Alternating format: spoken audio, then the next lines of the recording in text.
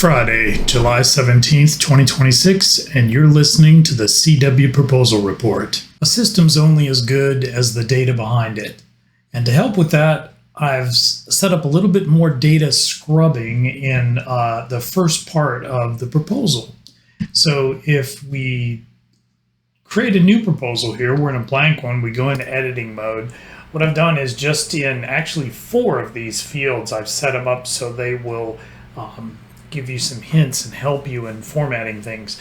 I started doing this for the address so that the addresses could be more consistent, because that helps in the background with mapping and stuff, but I expanded it to include the client name and the job name as well. So for example, if you put in the client name and you put in Jack Smith, and let's say you just type it all in lowercase, when you go to tab off of that and move to the next field, it's going to pop up and ask you. So it goes and looks at it, and it comes up and says, oh, it didn't have capital letters on each word, and it asks you, would it be okay if I change this? And if you say yes, it will change it to Jack Smith, and then you can move on. Now, if you put something in here that, already has capitals and is formatted the same way it's going to suggest, if you tab off, you're going to get nothing. It's just going to tab to the next one, and you won't have any issues.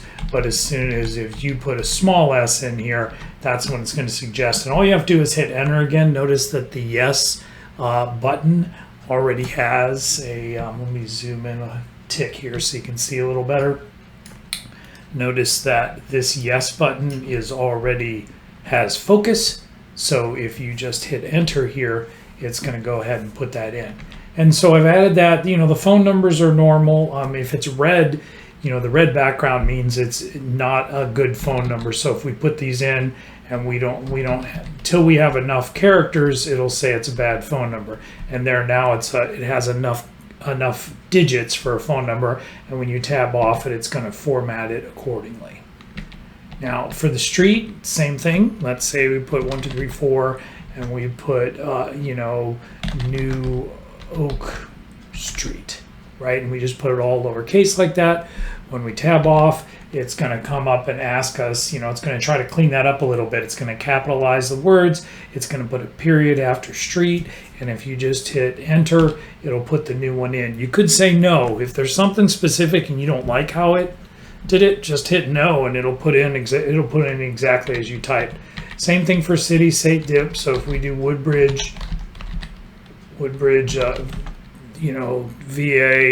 1, 2, 3, 4, 5, that's the zip.